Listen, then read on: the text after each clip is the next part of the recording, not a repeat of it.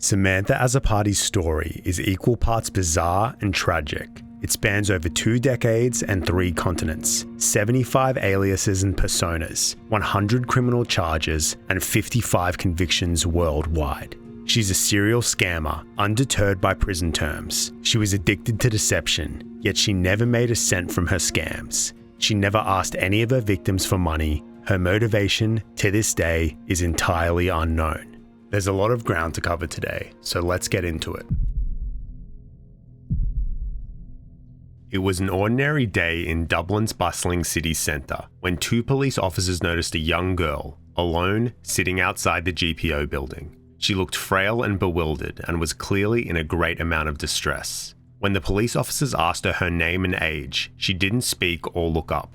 Because of her small frame and braces on her teeth, the police estimated she was 13 or 14. As per child protection protocols, the girl was brought to a children's hospital. She refused to cooperate with any medical tests. She couldn't or wouldn't speak and didn't seem to understand English.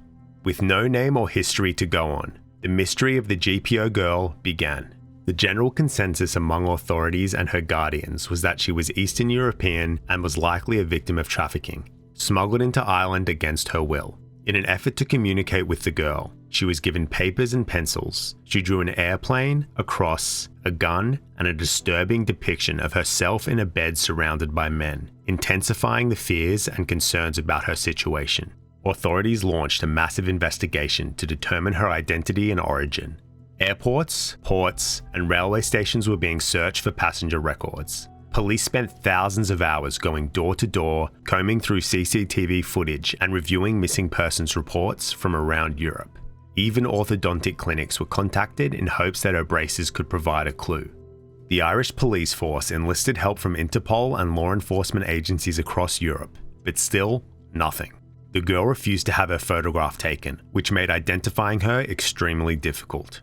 As weeks of extensive searches continued, frustration grew. In a desperate move, the police secretly snapped a photo of the girl while she was being moved between facilities.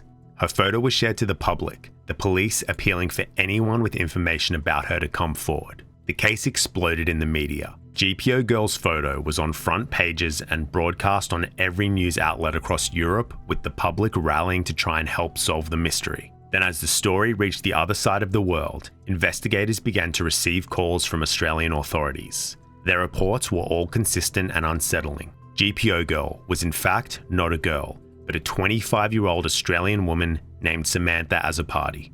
She was known to Australian police as a con artist with a history of posing as vulnerable teenage girls. She had been visiting her mother's ex in Ireland's Midlands for 3 weeks before running off to start her elaborate ruse. For an entire month, she pretended to be a helpless teenager, the victim of heinous crimes, wasting police resources and the sympathy of an entire nation. The investigation had cost over €250,000, only to result in even more questions. What was this woman's motive? She didn't stand to gain anything. It was bizarre. Samantha spoke English, yet spent an entire month mute and stuck in a hospital room, being treated like a child. Opinion was divided amongst the police and the public. The truth was shocking, and there were calls to charge Samantha criminally for wasting police time. However, in a legal sense, she had never actually made a false statement or report, as she never spoke a word. Some felt the case of the GPO girl should be treated as a mental health and welfare issue. Ultimately, no charges were brought against Samantha Azzopardi, and she was deported back to Australia. We don't know a lot about Samantha's early life, and what we do know might not even be the truth. She was born on the 21st of August, 1988 in Campbelltown, a suburb located in the southwestern outskirts of Sydney. Her parents divorced when she was 1 or 2 years old. She had 1 brother and 2 half-brothers. She lived with her mother and mother's partner until the age of 8, then was moved around frequently, attending 13 different primary schools according to court records. Despite this instability, Samantha achieved good grades in high school, got along with everyone, and had a close group of friends. By all accounts, she was a very normal girl, apart from her propensity for telling lies. She claimed her parents lived in America to explain their absence, and once dyed her hair red to convince classmates she was actress Lindsay Lohan. These early lies were dismissed as childish tall tales, but they marked the beginning of a pattern that would escalate dramatically in the years to come. In Queensland, November 2007, Samantha first drew the attention of authorities when she used the fake name Lindsay Lana John Benet Coughlin with the intent to defraud. Over the next few years, she was hit with a string of charges relating to the use of false identities to claim welfare benefits, and a charge of contravening a police direction and refusing to identify herself to the police. She had also been using false identities to enroll at high schools, despite being in her early 20s. In September 2010, she attempted to enroll in a Brisbane high school under the name of American actress Dakota Johnson. She claimed her parents had been killed and carried a notebook containing extensive handwritten accounts of violent abuse that had been perpetrated against her. She provided references, supposedly from a prestigious school in Switzerland, but the school confirmed that no student named Dakota Johnson had ever attended. Samantha was convicted of false representation, intent to forge false documents, and failure to provide information to police. She was fined and placed on a 12-month good behaviour bond. In 2011, Samantha moved to Perth, where she assumed the identity of Emily Skiberis, a 15-year-old gymnastics champion. She enrolled in TAFE and befriended Hope, a 16-year-old girl who had recently moved to Australia and was eager to make friends. She showed Hope her Facebook fan page, which had over 3,000 followers and dozens of photos. Emily's parents were divorced. Her twin sister lived with their mother in France, and her father worked for Interpol and was often absent. Feeling sorry for Emily, Hope invited her into her home regularly after classes, and soon, Samantha Azzopardi had ingrained herself into Hope's family. In December, Emily said she and her father would be traveling to France so her family could all be together for Christmas. Soon after her departure, Hope came across a news article posted to Emily's gymnastics Facebook page. The headline read, "Australian man kills wife and daughter in horror murder-suicide in France." According to the article, Emily's father had murdered her mother and twin sister before taking his own life, leaving Emily to discover the bodies. Emily was sent to stay with a family friend in Florida. Hope's family considered Emily to be like a second daughter and offered to formally adopt her. Emily returned to Perth and began the process of enrolling into a local school. However, school officials discovered that the birth certificate Emily provided was forged. Around the same time, a lawyer in Perth hired a private investigator to look into her after she approached him claiming to be his biological daughter. The investigator uncovered the truth. Emily Skiberis did not exist. Samantha Azzopardi was a 23-year-old serial con artist. Emily Skiberis wasn't a gymnast, and her Facebook page was fake. The followers were purchased by Samantha, and the photos, which never clearly showed her face, were stolen from a real gymnast. The elaborate story about her family in France and their supposed murder-suicide was completely made up. Samantha Azzopardi was arrested and admitted to Greylands Hospital, a mental health facility in Perth. In early 2014, Samantha returned to Ireland somehow and was hired by Alan and Ellis Fitzgerald as an au pair. She told the couple her name was Indy O'Shea and that she was 18 years old. The family adored her. Indy got along well with the couple's 2 young sons and was an excellent help around the house. However, over the next 6 weeks, Indy's behaviour became odd. She said she was the illegitimate daughter of Princess Madeleine of Sweden. She had trouble opening a bank account and obtaining a passport, and seemed to wear disguises whenever she went out and about. Eventually, Alan Fitzgerald discovered in her wardrobe a large wad of cash, a boarding pass that indicated she was related to Dutch royalty, a British passport with a fake name, as well as evidence that she was wiring money to Russia. Ironically, Indy told the family that her favourite film was Catch Me If You Can. Then out of the blue one day, Indy told the family her mother had died in Miami and that she had to leave. Just like that, she was gone. In May 2014, Samantha Azzopardi joined a backpacking group in Sydney under the name Annika Decker. This time, her mark was 18-year-old Emmy Bamberger, an aspiring travel writer fresh out of school on her first overseas trip. Samantha first bonded with Emmy when she said she was also vegetarian and broke off from the group to eat at a different restaurant together. The pair hit it off immediately. Emmy described herself as wide-eyed and inexperienced at the time, and was captivated by Annika Decker's stories. Annika was the daughter of Swedish spies who had been kidnapped as a child and was now under the protection of Interpol. She described how her keepers constantly moved her around the world to keep her off the radar. Emmy was initially skeptical of some of what Annika said until she received an email from an address ending in @interpol.com. The email contained unsettling details about Emmy's life, her family's full names and locations, her passwords, and other private information she had never shared online or with anyone in Australia. It also warned her that both she and Annika were being watched and needed to leave Sydney for their safety. This freaked Emmy out and convinced her that everything Annika was saying was real. At some point, Annika revealed to Emmy that she was actually only 14 years old, which triggered Emmy's protective instincts. Annika began training Emmy as if they were spies on the run and then told her they needed to obtain fake IDs. Emmy received some documents via email, went to the RMS as directed, lied about her situation, and successfully obtained a new driver's license under the name Amy Fisher. Annika and Emmy travelled interstate to Brisbane, where they checked into a hostel to lay low. One night, Annika woke up complaining of severe head pain. Concerned, Emmy called an ambulance and on the way to the hospital told the medics that they were sisters. However, at the hospital, police arrived and began questioning Emmy, suspecting she might have kidnapped Annika. They became even more suspicious when Emmy admitted to obtaining the fake ID and she was detained overnight. Yet Emmy was so deeply tangled in Annika's lies that her main fear was getting in trouble with Interpol for leaving Annika alone. Emmy was released the next morning and given a fine for the fake ID. She rushed back to the hospital where Annika was waiting outside, her catheter still in her arm. Annika insisted they flee to a safe house in Sydney, so the pair promptly boarded a plane and travelled to Campbelltown, Samantha Azzopardi's hometown. The so-called safe house turned out to be a shipping container in the backyard of a rural property, fitted with only basic amenities. The two stayed in there for 8 days without hot water or Wi-Fi. Annika told Emmy that 2 Interpol agents were stationed outside to protect them, but that they were strictly forbidden from speaking to them. Emmy had no way of contacting her family and was terrified that she would never be able to go home to see them again. But when Emmy's tourist visa was about to expire, Annika allowed her American companion to leave.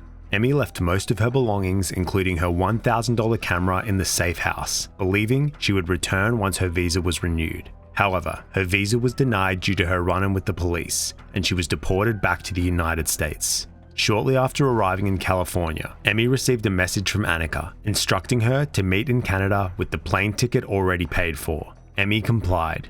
Once in Canada, Annika gave Emmy a card and a pair of earrings, claiming they were fitted with GPS tracking devices. The pair checked into a backpackers hostel and wrote down their names in the guest book, Annika from Sweden and Emmy from the United States, a minor detail that would ultimately lead to Samantha's undoing.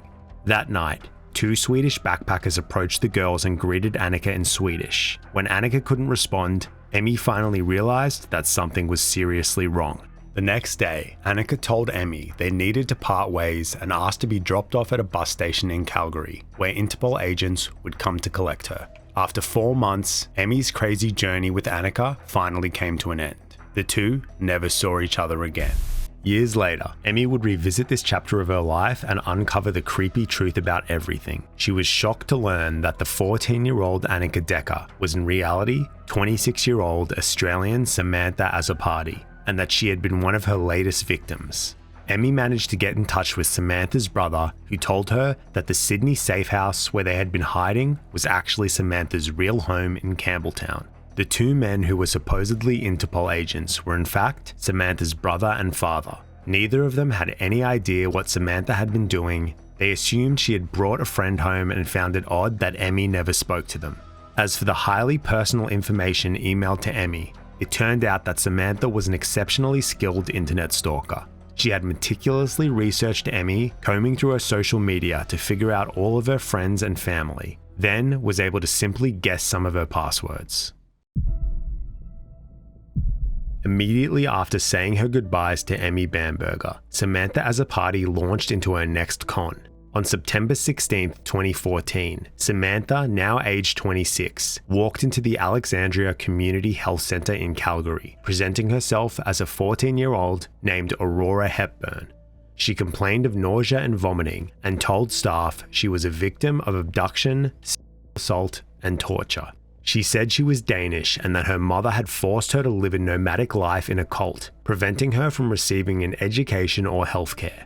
Despite this, she claimed she could speak multiple languages and mentioned she was looking for her sister Daisy. Staff admitted her to hospital and called Child Protective Services. Over the next 2 weeks, investigators and healthcare workers spent hours with Aurora trying to establish the extent of her abuse and help her recover.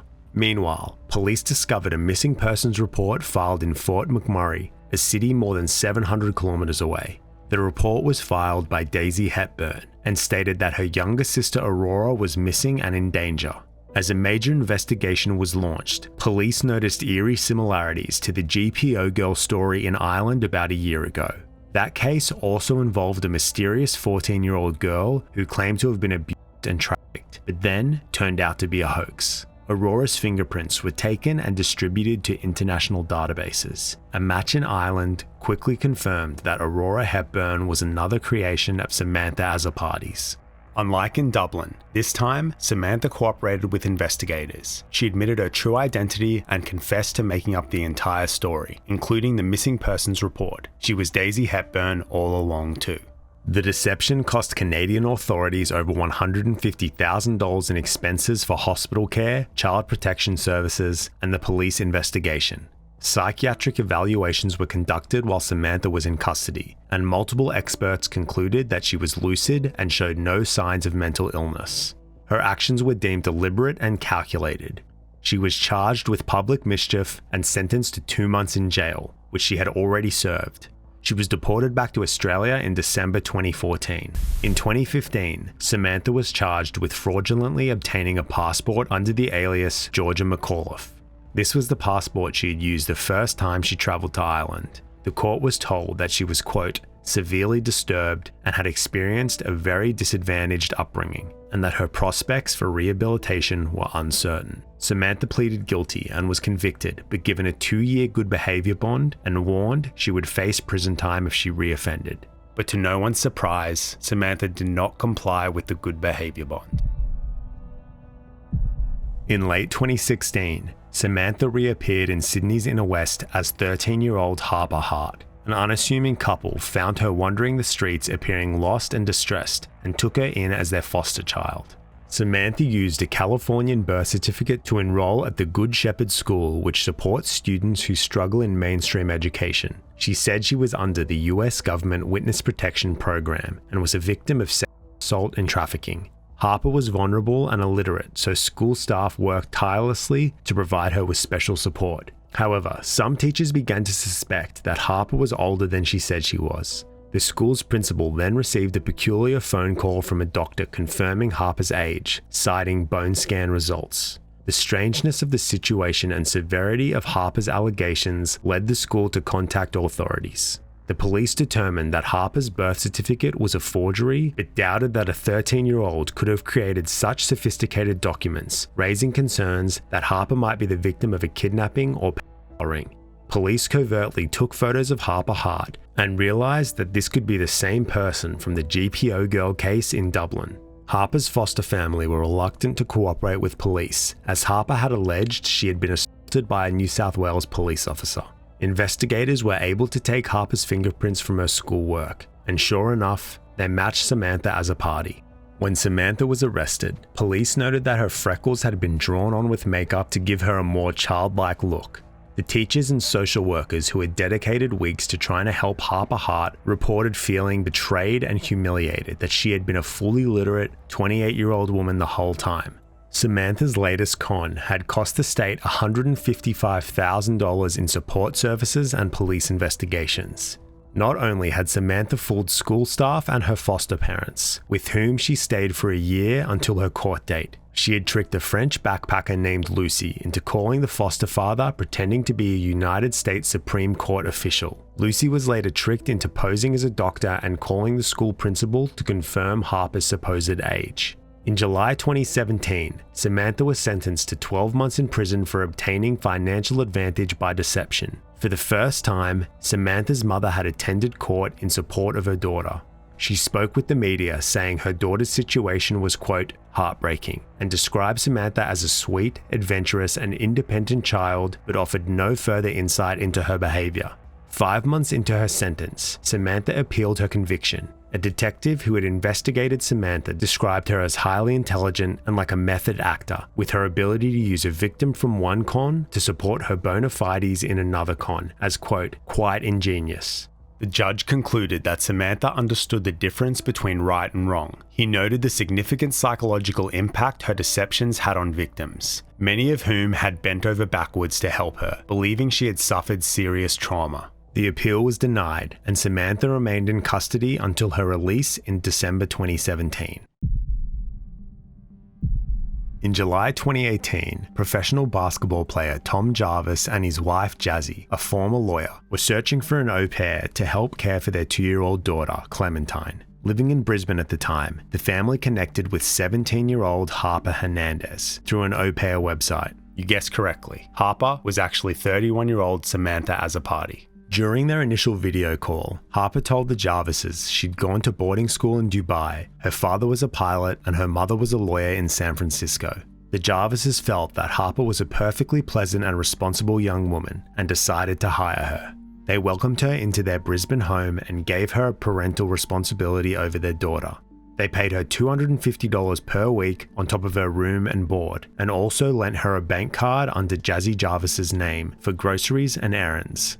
When the Jarvises relocated to Melbourne in December 2018, Harper moved with them. She had bonded with their daughter, helped around the house, and even came along to extended family events. Jazzy later said about Samantha, "I treated her like my daughter. She was part of the family." However, after about a year as the Jarvises' au pair, cracks started to appear in Harper's story. She was always shifty when it came to any questions about her background. She refused to ever have her photo taken, and her compulsion to lie for no reason became apparent. She had once told the family that she was allergic to cane sugar, yet Jazzy had found lolly wrappers in her bed.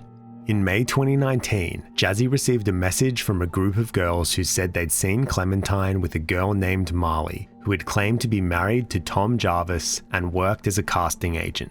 When the Jarvises confronted Harper, she got defensive and spun a convoluted story to explain away the accusation. The Jarvises decided they were no longer comfortable having Harper living in their home and let her go. On her way out, Samantha stole Jazzy's bank card and iPad. Jazzy later found out that her former au pair had been subcontracting her childcare duties, leaving baby Clementine with complete strangers for hours at a time. Then on July 5th, 2019, Jazzy received another unsolicited message, this time from a woman named Tiana. She asked if Jazzy knew someone named Coco, who was presenting herself as a talent scout in Melbourne. Tiana sent her a photo of this Coco person, and to Jazzy's shock, she was looking at the face of her former au pair. While still working as an au pair for the Jarvis family, Samantha Azzopardi was busy carrying out another separate con. This time, she was Marley, a casting agent for the United Talent Agency, which does exist. Her target was a Melbourne family who responded to an online ad seeking children to audition for a voice role in a cartoon. Marley told the family that their 12-year-old daughter, an aspiring actress, had a lot of potential. She offered to mentor and train the girl for a role in an upcoming Australian version of the TV show Punk'd. In April 2019, Marley convinced the family to allow their daughter to travel with her to Sydney, unsupervised, to attend auditions. Parents of the Year award right there. During the trip, Marley put the girl through what she described as acting training, sending her into various locations including Legal Aid Centre, Centrelink, and the Children's Hospital. At the Centrelink, the girl was instructed to write on a piece of paper that she was seeing ghosts of people from her past. At the Legal Aid, Marley provided her with a fake ID and birth certificate to present. To reward the girl and maintain her trust, Marley would give her expensive clothing and other gifts. The family realized something was not right and believed that their daughter was being groomed and ended up reporting the situation to the police.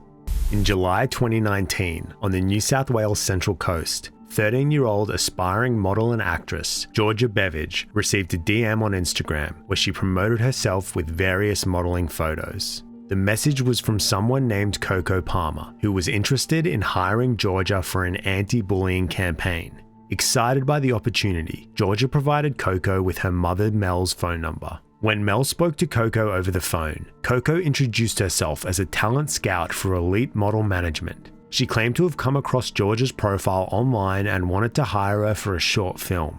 A quick Google confirmed that Elite Model Management was a legitimate agency and Coco Palmer was a real model with a visible online profile. Feeling reassured, Mel agreed to take Georgia to Sydney to meet Coco in person. Coco outlined her plans for Georgia, saying she would star in a short film and participate in a photo shoot at the end of the week. Both Georgia and Mel were ecstatic. During the Sydney trip, Coco asked to take Georgia shopping for costume fittings. Mel allowed them to go alone but stayed close by. Later that evening as they drove home, Mel asked Georgia about their time at the shops. Georgia revealed that Coco asked her to call Lifeline, a crisis support hotline, as a part of an acting exercise. Coco had instructed Georgia to pretend to be an abused girl named River and to make up a heartbreaking story. Georgia complied until the Lifeline operator grew concerned, prompting Coco to grab the phone and abruptly end the call. A few days later, Georgia, Mel, and her older sister Tiana flew to Melbourne for what they believed would be the film shoot. The family bonded with Coco during the week, even dyeing Georgia's hair together in their hotel room. Mel and Coco seemed to hit it off, discovering strange coincidences in their lives. Mel's dog was named Coco. Coco and Mel's husband both had leukemia. When Coco said that Mel's grandson looked like a Bruce, Mel said that her father's name was Bruce. Of course, Samantha Azzopardi had targeted this family specifically and had done extensive research to gain their trust and prey on the family's ambitions for Georgia. In Melbourne, Coco continued her so-called acting exercises, which became increasingly strange. She dressed Georgia in adult corporate clothing, applied makeup to her to look bruised and battered, and had her wear a wireless earphone and lapel microphone. Georgia was to enter various offices around the city and once again say she was an abused girl named River. At one point, Coco made Georgia perform another strange task, wiping down foreign currency. Georgia grew increasingly uncomfortable and broke down, telling her mother she did not want to continue. Mel encouraged Georgia to push herself out of her comfort zone and continue in order to break into the industry. At the end of the week, Coco, Georgia, Mel and Tiana moved into a hostel in Melbourne CBD. While Coco and Georgia were out one day, the hostel's front desk asked Mel for additional identification. Mel explained that the room was booked under Coco Palmer's name. There was a discrepancy. The booking was made under a different name, and they showed Mel a photocopy of the bank card used. The name on the card was Jazzy Jarvis. Alarm bells ringing, Mel rushed back to the room, googled Jazzy Jarvis, and her stomach dropped when photos of the real Jazzy Jarvis and her family popped up. Tiana messaged Jazzy on Instagram, who responded that she did in fact know Coco, except she knew her as 17-year-old Harper, her former au pair who had stolen her bank card. Mel immediately called the police, but they weren't much help. Tiana then called Georgia, urging her to stay calm and find an excuse to get back to the hostel as quickly as possible. When Coco and Georgia returned, Mel demanded answers, blocking the door to prevent Coco from leaving. Tiana secretly filmed the confrontation, capturing one of the only known videos of Samantha Azzopardi. What's going on? What do you mean? I don't believe you are who you say you are. I don't believe even though you you from got your through all my agency. stuff. I don't believe you are who you say you are. He doesn't even know who you are. He wants to come in and call the police. He's kicking us out, I think. Kicking us out? What, because you went up there and go, I don't know who this person is? No, I just said, has Coco checked in? And he said, who's Coco? Yeah, why did she have to sit away from you on the tram? She doesn't have to. You told her to. No, we get on like at the same And time. you told her she can't sit near you. Like the tram stop. Yeah, I say when to get on. One just right there at that. Why can't she sit near you? Because I want her to do the independent stuff. I feel like I'm now being interrogated. Yeah, because that's how I... Because we're about to get police called on us and our things searched. Do you have any ID? Yeah, but I feel like now I'm being a bit... Can I go talk to him I've first? asked you 3 times for ID today. No, and you you haven't even actually picked me. haven't. I said you haven't even showed me ID. I will show you my ID. Like, we'll show you our ID. Do you have any Coco ID? Yeah, I do. So can you show me some ID then? No, you can call the police, even though I haven't done anything wrong to your daughter. I know you haven't, but if you're drug, which is what I feel you're doing with my daughter, there's Drug? well, I don't know, because it's very secretive. You have hidden microphones, cameras, you're Yes. wiping down money, you're wiping down a book from corner to corner. She told me. Like, how are we even getting home? Like, we don't have any proof of tickets or anything. Oh, I got your tickets. But we haven't seen anything. Like, you're just saying, yeah, you can go at 5 and then... And you're very reluctant to show me your ID. Like, we can't even see ID or anything. Very reluctant. This is like very interrogative. Yeah, but that's how we feel. We feel really scared. Show me ID, we can sort this out now. What? No, I'm sorry, but I didn't come into this and have to pay for everything, including the daughter's stuff, to come here. Oh, well, that's the lengths people will go to if that's what you're doing. So have I ever got you to drive? Yeah, but you're getting her to drop off bags and then pick it back up. Can we see the Medicare card? Oh, I'm so sorry, guys. I don't know. So do you have our tickets to get home now that you're walking away? I do have your tickets. And where are they though? I will email them to you. But could you email them on the spot? Because what if we are stuck here with a sick baby? You're not stuck here. But can't we have the tickets right now? Like, I'm going to leave and then I'm going to get it. but what if we don't get the You'll tickets, get the Coco? tickets. And we still won't show me ID. I'm being like... So can you wait here till till the police get here? Why would I need to wait here until the police get here? I'm giving him all the information that I Okay, give me know. a phone. Samantha gave vague and evasive answers before leaving abruptly, never providing the family with the return flight she had promised. The Jarvis and Beveridge families both went to the media with their stories. Both Jazzy and Mel posted a rare clear photo of Samantha on their social media, which got widely circulated. But the increased awareness wasn't enough to stop Samantha from orchestrating one of her most serious crimes to date. In November 2019, a French couple living in Melbourne, Michael and Camille, hired a woman who introduced herself as Sucker to be their live-in au pair. They tasked her with looking after their 2 young daughters, a 10-month-old baby and a 4-year-old. One day, Samantha told the couple she was taking the children for a picnic at a nearby park. Instead, she took them more than 100 kilometers away to the regional city of Bendigo. On the way up, she met up with a French backpacker who she recruited through a fake online job ad. Samantha changed into a school uniform, a blue check dress, and a blue felt hat in an attempt to disguise herself as a young girl. CCTV footage captured her walking around the area carrying the baby in a harness while the 4-year-old walked behind her. She led the group into the Headspace Mental Health Centre. Samantha told staff she was a 14-year-old who had been sexually assaulted by her uncle and was pregnant. She had even arranged for an unknown person to call pretending to be her father to corroborate the story. However, a staff member immediately recognised her and called the police. Samantha bolted out of the centre. Police officers chased her through the streets of Bendigo before finally arresting her in the cosmetics section of a Myer department store, where she was attempting to ditch the 2 children. Samantha was charged with 2 counts of child stealing and 1 count of providing a false name. She remained in custody for 18 months while waiting for her trial. In May 2021, Samantha pleaded guilty to all charges. However, as she had already spent over 500 days in custody, she was immediately released. Between 2021 and 2024, Samantha Azzopardi was jailed 4 more times for impersonating abused teenagers. In August 2022, Samantha claimed to be a 15-year-old cult survivor, Eleanor Harris, but police figured out fairly quickly who she actually was. She was sentenced to a 3-year community corrections order, requiring her to undergo mental health assessments and psychological assistance for the duration of the order. Samantha failed to comply. In November 2022, Samantha pretended to be a 14-year-old French victim of sex trafficking under the name Emily Bamberger, a name she had taken from one of her earlier victims. She claimed she had fled abusive parents in France and was now staying with a foster family. She led police on a wild goose chase for 9 hours around Sydney's eastern suburbs to look for the family, but obviously they didn't exist. She was sentenced to 17 months in jail, marking her 100th criminal charge in Australia, but she was released just 10 days later after an appeal found the original sentence to be too harsh. Samantha's lawyer argued, quote, "In none of these offences is it clear that she stood to gain anything, apart perhaps from some care. It would appear that she is trying to obtain the care that she feels she never received as a child, now as an adult, by making these fictitious accounts. No one should go to jail for that." The judge agreed that Samantha didn't have any clear motives and urged her to seek mental health treatment.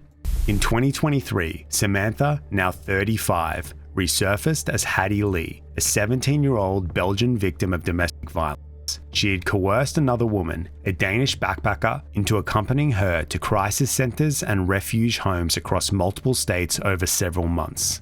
Samantha initially tricked the backpacker through an online job ad posing as a movie executive, claiming they were producing travel videos that require them to stay in low-budget accommodation. Samantha also told the backpacker that her parents were movie directors. In August 2023, Samantha opened a credit card in the name of a French national whose identity she had stolen. She later used the card to pay for cosmetic freckle tattooing at a beauty salon in Melbourne to make her appear younger. Over the next couple of months, the pair got themselves placed in various emergency housing locations in Melbourne. Samantha faked a pregnancy test, spoke in broken English, and convinced caseworkers she was a trafficking victim who had been abused by her stepfather. She robbed real domestic violence survivors of $20,000 worth of aid and critical resources.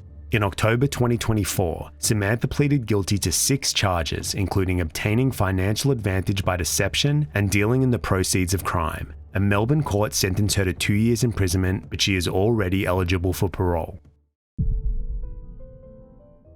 There are a lot of differing opinions when it comes to Samantha's motives and mental health. She's clearly a deeply troubled person, but something seems to be stopping her from getting the help she needs. Throughout her life, Samantha has undergone numerous psychiatric evaluations, receiving a range of diagnoses that attempt to explain her behavior. In 2015, when Samantha was charged with passport fraud, she was evaluated by forensic psychologist Dr. Susan Pullman, who concluded that she met the criteria for dissociative identity disorder due to a history of complex trauma. It was suggested that Samantha may not even recall some of the actions she carried out while in a dissociative state. However, forensic psychiatrist Dr. Jacqueline Rakov disagreed, pointing out the careful planning and high level of organization required to pull off Samantha's cons. Dr. Rakov diagnosed Samantha with severe borderline personality disorder, which is often linked to childhood trauma and characterized by extremely poor self-identity. Dr. Rakov also diagnosed Samantha with a rare and poorly understood condition called pseudologia fantastica, which is essentially extreme compulsive lying for no tangible gain.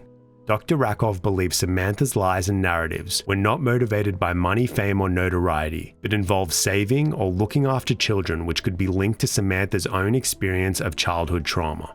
Psychiatry professor Dr. Richard Friesen suggested that Samantha may also have factitious disorder, formerly known as Munchausen syndrome, as evidenced by her ploys to get admitted into hospitals. When Samantha started getting older and could no longer pass as a teenager, she shifted to using children like 13-year-old Georgia Beveridge to act out abuse narratives, which could indicate factitious disorder imposed on another, Munchausen syndrome by proxy. The 2023 RTE podcast, Finding Samantha, gained access to early records from her court documents, which total an unbelievable 24,000 pages. In 2006, when Samantha was 17, she stayed at a mental health facility for 6 months. A report from a psychologist session with Samantha and her mother during this time revealed that Samantha had suffered severe physical abuse at the hands of her mother. Her mother admitted to assaulting Samantha on multiple occasions and even confessed that she once nearly killed her daughter. Further reports from Samantha's teenage years paint a picture of constant instability and abuse. Medical records show that she presented to Campbelltown Hospital due to self-harm, memory loss, confusion, and suicide attempts. She was diagnosed with major depressive disorder, complex post-traumatic stress disorder, dissociative conversion disorder, and borderline personality disorder. The experts agree that Samantha's pattern of presenting as a girl between age 14 and 16 suggests deeply rooted trauma from that period of her life. One theory is that after suffering abuse, she experienced care and love for the first time and is now repeatedly attempting to relive those feelings, to recreate a time when she felt supported. Another theory is that Samantha may have reported her abuse as a teenager, but was not believed or did not receive the help she needed. Her cons could be attempts to recreate scenarios where she is validated and cared for, an endless cycle of reliving past traumas in search of the support she was denied as a child. Samantha has reportedly rejected all of her diagnoses. It is also unknown how Samantha was able to fund her constant traveling or why she seemed to always be in possession of foreign currency. Thank you for watching this video. I'll see you in the next one.